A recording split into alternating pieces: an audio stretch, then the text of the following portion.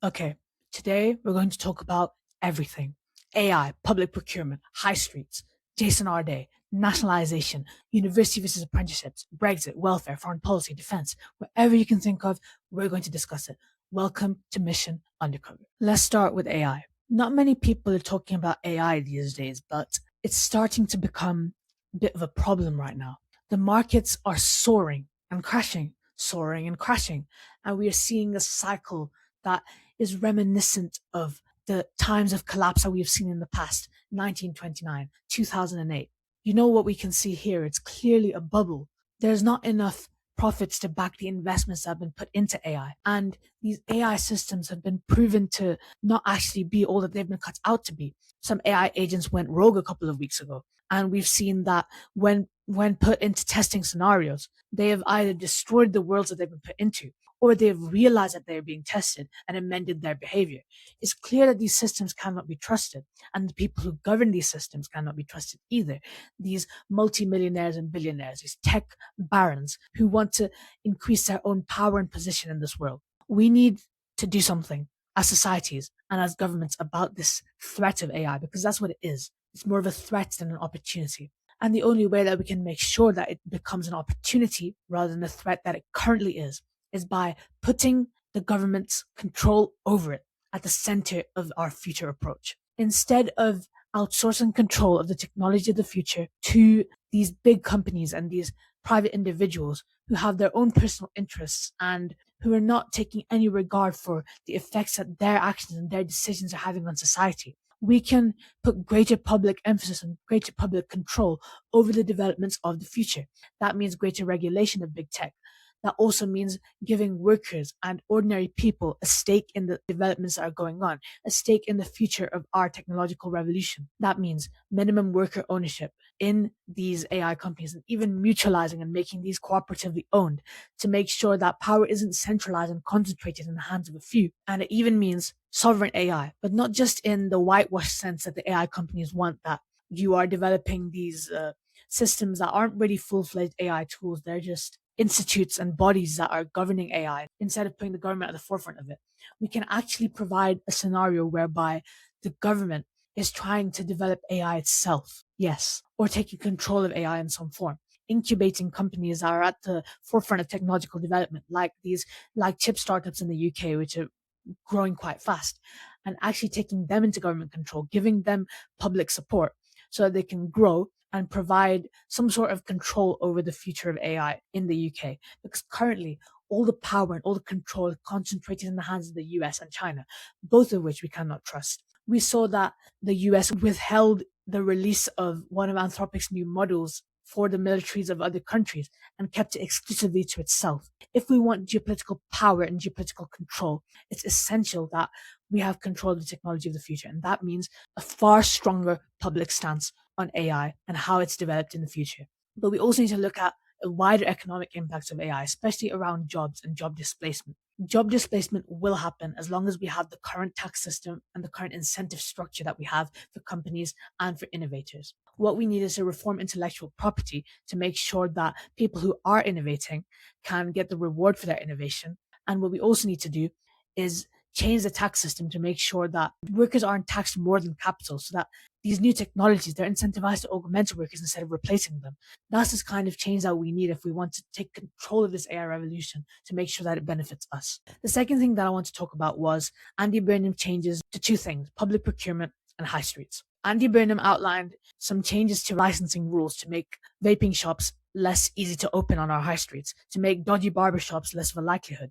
And I saw a report from BBC News the other day that an increasing amount of dodgy businesses and high street vendors in Birmingham were being shut down by order of the police. And it's interesting that it's optically and politically interesting that Andy Burnham is looking at issues that directly affect people's communities, because the high street is such a visible thing, right? Everyone sees the high street, everyone goes onto the high street. And if there is fundamental change in the way that the high streets are, that will show that politicians are delivering. That will rebuild trust with the public in ways that I don't think any other action can, other than maybe tax cuts or putting more money in people's pockets directly. So I think it's interesting that Burnham is opting for this. And if he really wanted to capitalize on this public form of change that he is implementing, he would plaster his face all over these boarded up shutters and these changes to new shops endorsed by Andy Burnham. Andy Burnham has put this in your community, just hammer home the fact that Andy Burnham is the one making this change a reality.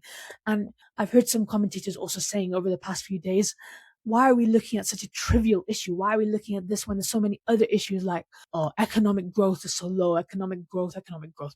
Come on, man. Economic growth and looking at arbitrary GDP figures is not giving real impact and real change in people's communities. But look at what Andy Burnham is doing. He's directly listening to the concerns of his people. And we're looking at this idea of the Makerfield test. He's putting the Makerfield test at the heart of British politics. That's why the high streets are being tackled. That's why the immigration system is being tackled. That's why social care is being tackled. This is the Makerfield test in action. And I think it was incredibly brave and incredibly bold of Burnham, first to even stand in Makerfield, because he could have stood anywhere else in Manchester. He chose deliberately a constituency that's experienced difficulty, a constituency that has differing priorities to the political class, to make sure that he can set himself apart and actually serve a different type of community. And the second thing that's interesting is the fact that he hasn't tried to do what politicians of the past have tried to do, try and placate those who oppose him, try and placate the right-wing media, try and placate people who fundamentally will never support him, like the far right. He has instead been firmly and boldly Labour, authentic to his own values of justice. And I think that's really, really good that he's been doing that. And that's why I think he'll be a success, because he doesn't care what other people are trying to influence him to do. He cares about what the people think, and he cares about his personal values. And that's what I think governance and leadership should be all about. Another important thing that we should reflect on is Andy Burnham's changes to public procurement. He has outlined the fact that he wants more small British businesses and homegrown talent and homegrown businesses to get government contracts. And I think that that's really good, because these big operators like Serco that have failed for so many years, that have overcharged the government, that have not provided an adequate service, have been continued to be rewarded with high levels of payments and government contracts, whilst smaller British businesses that want to grow and we can use public procurement as an engine of business growth, right? We can provide support to the enterprising communities of our country instead of giving already established big players who aren't even being successful in the way that they're operating. Instead of rewarding them, we could reward innovative, younger and smaller companies that actually want to contribute to having a good service for the government. I think that's a change that's long overdue. It's something which the political class again has neglected. And it's great that Andy Burnham is actually looking at how to tackle issues that have been neglected by the political class for so many years, because they thought that the people don't care about this, that it's not important to us, it's not important to the media, it's not important. Well, who decides what's important? I'll tell you what decides now. The Makerfield test decides what's important. Education reform, social care, criminal justice reform. And we're going to go on to all these topics later. But now I want to talk about climate change and the recent extreme weather that we've had in the UK and what our government should do to respond to it. We've seen record high temperatures and almost 2 or 3 months without rain. I can't remember the last time it rained except for today. And it's important that we do have a response to this, right? Because it underlines the pressing need for radical action on the climate. Our governments have been moving too slow ever since this net zero skepticism has invaded the political landscape. And I think that Andy Burnham should be going much further and much faster on this issue. He can frame this around sovereignty. He can frame this around putting power in people's communities. He can frame this around economic advantage to the nations and regions. He can frame this around a green industrial revolution to revive our beleaguered industrial areas, beleaguered areas in the north, what he purports to represent. We can provide real industry and real jobs to our communities with the new industries of the future, clean energy, make Britain a clean energy superpower as the Labour government promised. We can also think about the fact that there is increasing amount of geopolitical turmoil around the world, and that is making non-renewable resources like fossil fuels, it's making them extremely expensive and extremely unstable and extremely volatile. From a sovereignty perspective, from an economic perspective, from a job perspective, net zero just makes sense. So Labour should be fighting on all fronts to attack anyone who tries to attack net zero, because it just completely makes sense. I do recognize that the economic and, left-wing compassionate argument about not wanting to displace people's jobs and trying to listen to the concerns of unions about the jobs in the North Sea. I think that is something that does need to be listened to, right? And I heard James O'Brien talking about this. There's a fundamental conflict for labor between climate action and listening to the unions and the workers who it wants to represent. I think a balance can be struck. I don't think that it would be wise to open new oil fields in the North Sea because it won't have an impact on our prices, right? Our prices are set by the global market. Something more effective would be to invest in industry, the new industries like clean energy of the future in these areas of the North, but also put political capital into reforming the energy market itself, changes to pricing, and making sure that the most expensive form of energy, which is gas, doesn't set the wholesale price. Instead, renewables can actually help push down the price because they're cheaper to run. And once they set the price, it'll be far less expensive to use energy in our country. You see that the UK has some of the highest electricity and energy prices in the world, especially for industry. And that's crippling our economy. And if we don't do something about it within our industrial strategy, which was released last year by the government, but only took minimal action on this issue of energy bills, we will face continued stagnation in terms of productivity and in terms of improvements to living standards in our country. So I think it is essential that we do some reforms to the energy market. And I don't think that there'll be much opposition to it because it just makes sense for everyone, except for maybe the fossil fuel companies. So we have to push past this pernicious lobbying that is preventing fundamental change from occurring. And another action that the government needs to take, which I wasn't really convinced by, to be honest. If you look at my past videos, I wasn't really convinced by this nationalization of the water industry. The water sector has built, I think, one or two reservoirs in the last 20, 30 years. There's not been enough increases to the water supply, even despite the amount of investment that's gone in. And so much money has been funneled to shareholders instead of being put into the system. And it's contributed to rising bills for consumers as well. So I think that it has become inevitable and essential that we nationalize the water industry because we will continue to face further strain on our water supply from extreme weather such as this in the future. If we want to make sure that we have water security and we have food security, because without water, there's no farming, right? If we want fundamental national security in terms of these two things, climate security is essential. And the only way that we can achieve that is water nationalization and energy market reform. So I think these two changes need to be put back on the political radar and not kicked into the long grass like issues such as social care have been in the past. Now let's talk about Andy Burnham's changes to the criminal justice system and the outrageous situation that we've seen with the trial by media that we've continued to see with regards to things like the Hampshire case and the Jason R. Day case. Let's start with the latter first. When we had that Hampshire rape case a couple of months ago, there was huge outrage by the media. And I think that was justified, to be fair, because these were brutal and intentional criminals. Even though they were young, they weren't faced with the accountability that they needed and they deserved. And that was an affront to the justice system, obviously. That was an affront to the victims. But it revealed something dark about the way that our justice system functions. When we have media attention drawn to certain topics, we see changes to the system. And it's not consistent, right? There could be another case of miscarriage of justice just like this that didn't receive the same attention and wasn't dealt with in the same way. And it's not to say that the attention reserved for the Hampshire case was wrong. I'm just saying that we need to have consistency in the system. And if we continue to have trial by media, it's going to lead to fundamentally terrible situations, right? Like what we saw with Jason R. Day. He was put on trial by media, even though he was cleared of plagiarism by Liverpool John Moores University. And he actually didn't do anything wrong. He may have embellished his CV, right? But he actually resigned his position. So that should have been the end of that. But the media was so gleeful. And you know why? Why were they so happy about this?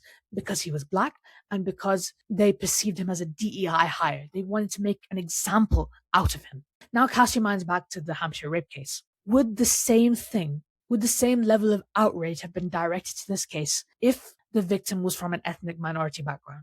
Ask yourself this question right now. Because with the direction our country is moving in right now, I don't think that such attention would have been reserved. And imagine what would have happened if the attackers were of an ethnic minority background. Riots, pogroms in our streets would be almost inevitable if that case was in such a way. So I don't think that we can continue to have a system that's sustainable if we have trial by media. We need to make sure that we have consistent standards of justice. And anytime there's such media outrage, we should question what the motive is behind such outrage and whether this outrage would be applied consistently across different situations. Now let's talk about what Andy Burnham is doing in response to these issues. He's not really doing anything in response to trial by media, but he's addressing long-standing failures in our criminal justice system. He is freeing up capacity in our justice system by releasing more women, which I think is sensible because women aren't as dangerous offenders, and using the women's estate to house men. And he's also addressing the IPP sentences, which were indefinite sentences handed out to various different offenders that still haven't been addressed and still haven't been revoked because of how underfunded our system is.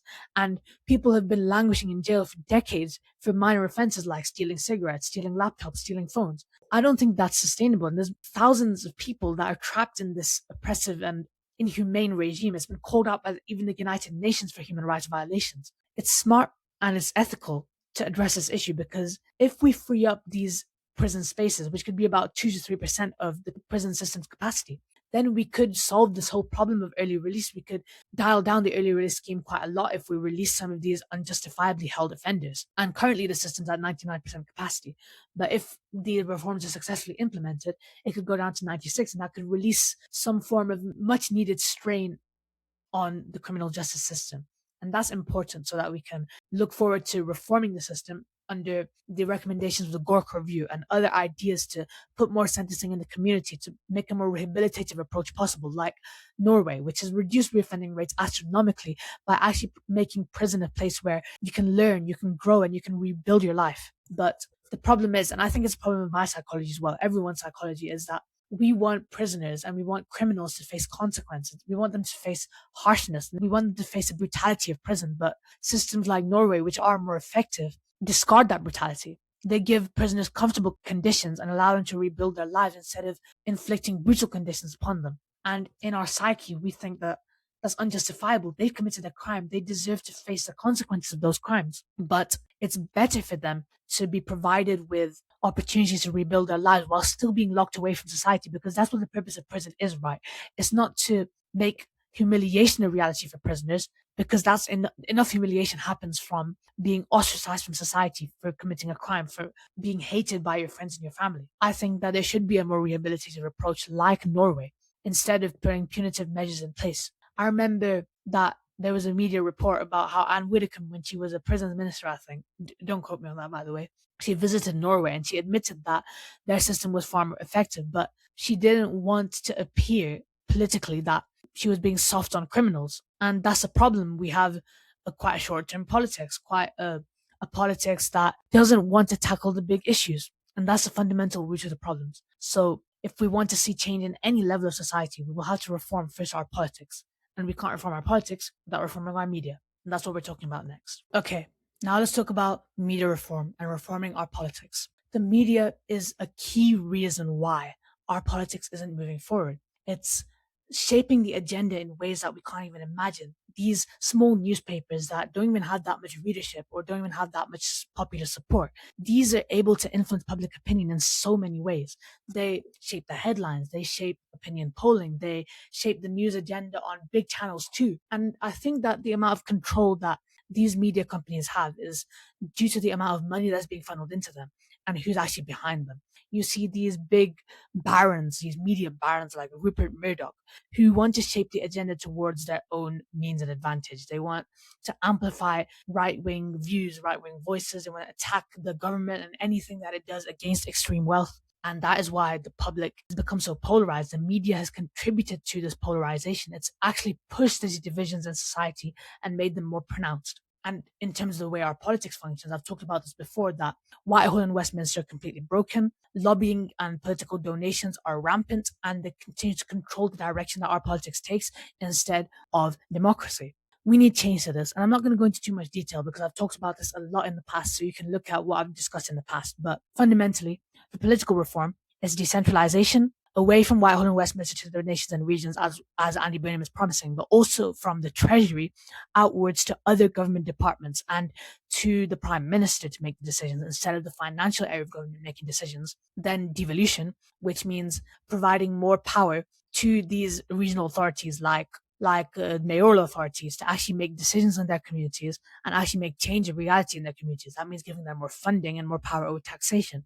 And then the final thing, direct democracy, which no one really ever talks about, giving more power directly to the people through citizens' assemblies and citizens panels so they can scrutinize local government and national government and direct the priorities of these governments. That is the three fundamental pillars of constitutional and political reform that we have to take advantage of and that we have to put into place if we want to see a rewired Britain. Andy Burnham is taking good action on this through his Number 10 North, which he said would be the conduit through which power would flow out of Whitehall and Westminster into every postcode in the land. I don't think that that is enough to do that, but it is a start, and I will take what we can get.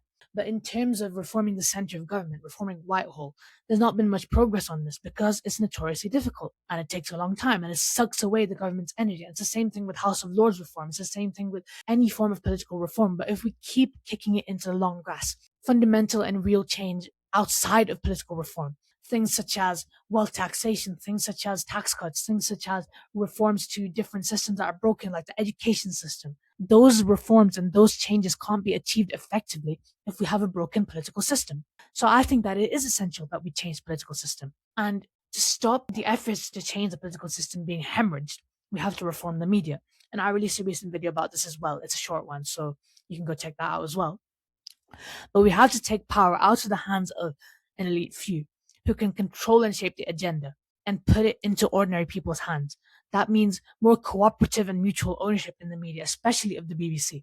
As Plato said, those who tell the stories rule society. We have to reclaim the narrative and we have to change our politics if we want to make change in people's communities a reality. Now let's talk about immigration. The number one thing that people say is that the small boat migrants and any irregular migration, these are illegal migrants. Why don't they take the legal route? That's a question, right?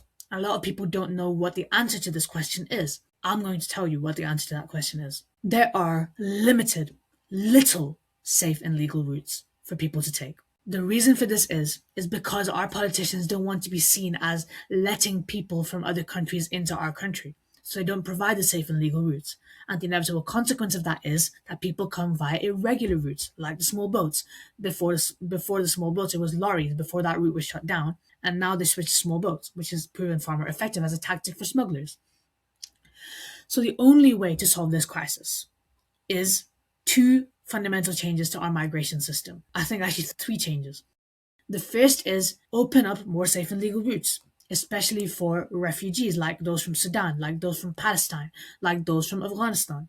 The second thing that we need to do is allow asylum seekers to apply for asylum outside of Britain. Currently, asylum seekers have to be on British soil to claim asylum.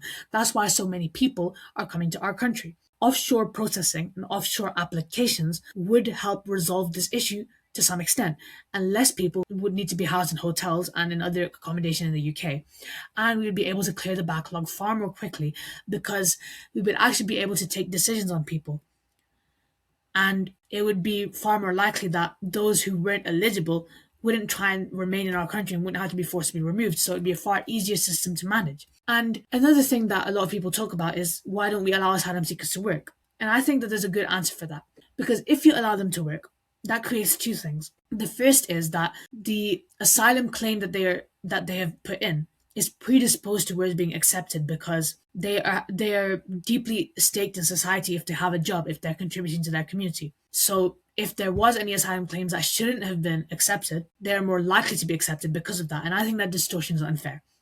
And the second thing about this is that our economy would become reliant on temporary labor of asylum seekers, which would be obviously cheaper to hire than British workers, right? So that would contribute to even higher levels of job displacement and unemployment for people who are already living in the UK, whilst making our economy deeply reliant on asylum seekers, which would predispose asylum claims towards being accepted because of how reliant our country would be on these migrants. So I think it's counterintuitive to allow asylum seekers to work, and I don't think that's a solution to our problems. So sorry, Green Party, sorry, Lib Dems, I don't think that's the answer. And the third thing I think that we need, the third thing I mentioned earlier, is a yearly migration plan so that we have an evidence-based approach to our migration system and the policy making that we do around this. We set the amount of people that we actually need to bring in legally and from legal routes, whether that is skilled migration or humanitarian migration. We set the amount of people that we want to bring in based on the needs of our economy and the capacity of our public services to deal with the influx of people. This would ensure that we have the right amount of people in our country to meet our needs whilst making sure that our system isn't being exploited. That's a fair way to do things. We have to tackle this issue with fundamental reform, root and branch reform, rather than playing politics and trying to perform cruelty to gain support from members of the public and gain political votes and support. That's not the way that we tackle this issue. The way we tackle this issue is evidence based policymaking and tackling the nitty gritty problems that we face. Okay, now let's discuss defense and education. There is an increasing conversation about what we should do around defense. Should we reduce defense spending or should we increase it? Despite my opposition to war and my opposition to defense, I think that it's become essential to increase defense spending to some degree. But we also have to reform the Ministry of Defense and the way that our defense system operates itself as well, alongside that increase. Because our defense systems are crumbling. Our defense organization, our military, is crumbling to pieces. It doesn't have the resources that it needs to defend itself and defend Britain from the threats our country faces. And whatever people might say, the threat from China, Russia, even America, all of these threats are real. And we have to take them seriously, especially the threat of cyber attacks. So we need to do two things, right? We need to rebalance our funding priorities from conventional warfare towards cyber warfare. And we also have to reform the Ministry of Defense itself because it's lost a lot of money in the past and it's made a hash of a lot of past contracts and deals. So if we're going to give any more money to the Ministry of Defense, we need to make sure that its finances and the way that it's operating is watertight and it doesn't go into contracts with dodgy dealers, companies like BAE Systems, who are dealing with the Israeli government. I think also that the UK defense industry should try and decouple itself from the Israeli state and the Israeli regime. And of course, the UK government should try and distance itself from that as well by banning arms sales to Israel and being robust in its stance of opposition towards Israel's actions. We are seeing that the global order, that foreign policy itself is being reshaped. We saw recently a pact between Turkey, Saudi Arabia, and Pakistan, and that's showing that we're seeing a fundamental shift away from US hegemony on the global stage towards regional spheres of influence and regional power. The UK has to be a part of this conversation by making itself a sovereign power, decoupling itself from the USA and making itself independent in all matters, whether that's energy, tech, finance, or defense. The UK has to be independent because the US cannot be trusted, and I don't think it ever could be trusted. The UK has to be a beacon and bastion of justice on the global stage, so it has to defend against humanitarian disasters and catastrophes, human rights violations, but it should also oppose the disgraceful action of the United States. They're perpetuating global inequality by trapping people in this dollar system. If the UK could create an alternative payment system, an alternative payments infrastructure, if it could also try and reassert the position of the pound sterling on the global stage, I think that that would be a really good thing for improving Britain's influence on the global stage and providing an opportunity for Britain to have more influence over the developments of the future, whether that's defense partnerships, whether that's alliances that are proving a threat to our interests, or if it's just general sovereignty. I think it's essential that we change our approach towards foreign policy and defense. In terms of education, it's interesting to see this discussion about university versus apprenticeships. Which route is better? Which route should we encourage more? I think that both routes have their merits, and it's different things for different people, right? But I still think university has its own value. And I think that the government should try to reduce the cost of going to university, especially the interest on loans. Scrapping the interest on loans will have such a big impact on making university accessible to people, especially to people of Muslim backgrounds, right? So I think that's a good transitionary measure. But also, I think we need to reduce the cap that we have set fees on. There's no cap anymore, it's increasing by inflation. But I think that the level of fees is far too high and it's locking people out of opportunity. University is still the best route for so many people, but so many people are being locked out of it because it's so financially strenuous to attain a university degree. So I think that what the best course of action is to reduce the amount of fees. I don't think it should be free because people will not value it as much. I think we need to set it at a low level, like 1 or 2,000, 3,000 per year. And then we need to fund the shortfall from central government because this university education is so important to having a functioning society, to having a society that can recognize misinformation, disinformation, that can understand that some forces in politics are trying to destroy us, whilst others are trying to build us up. And it's also essential to the innovation and the productivity of our economy of the future. So I think that we shouldn't be devaluing university as much as we have done in the past. but we should also put emphasis on vocational and technical routes because they have their own value. We should have parity, as Andy Burnham has said, between both routes, but both are equally important. And finally, I want to talk about the Green Party and the failure that they've had recently to capitalize on the climate emergency that we've seen in the past few weeks. We've seen record temperatures, we've seen droughts, and yet the Green Party has been conspicuously absent from the conversation. They failed to capitalize on this. We could have seen Polanski emulate Farage by trying to do press conferences about the climate crisis, trying to put himself at front and center of the agenda whilst the climate was in such broad public view to everyone. It was at the forefront of almost everybody's minds. But instead, we didn't see much action from the Green Party. And that I think that underscores that they still don't have the potential to form a central government and they don't have the same level of political acumen that someone like Andy Burnham has. And I think that Andy Burnham is still the best placed person to provide a progressive agenda of renewal for our country. But I think that it proves that the Green Party's rise and their ascendancy is most certainly on the decline. And I don't think that they have the tools anymore to challenge for the crown of our politics. We're seeing their recent social media videos. They haven't been as slick as they were in the past. And admittedly, it's not looking good for the Green Party. And their policies are starting to be scrutinized a bit more. Polanski with his council tax, a bit of scandals there. So it's not looking good for them. But I think they're still a valuable force to have because there's an argument in some quarters that without Polanski and without the Green Surge, Andy Burnham would not have been in the position that he is in today, and he would not be pursuing the policies that he's pursued today. So I think that it's good to have these voices of opposition, these differing perspectives and views, but I don't think that they're the right people to lead our country. But it is interesting how they fail to capitalize on the one thing that they're actually named about, that the one thing that they're supposed to care about the most, they fail to capitalize on. So that's it. That's the end of my political reflections for now. That I think that I've covered most of the things that have been going on in the last 2 or 3 weeks. And I'd like to say one final thing is that I'm pretty hopeful for the direction that Andy Burnham's government is taking, but obviously we will have to keep him accountable. And I think that we should be relatively optimistic about where our country is heading. And yeah, that's pretty much it. This has been Mission Undercover, and I hope to see you all next time.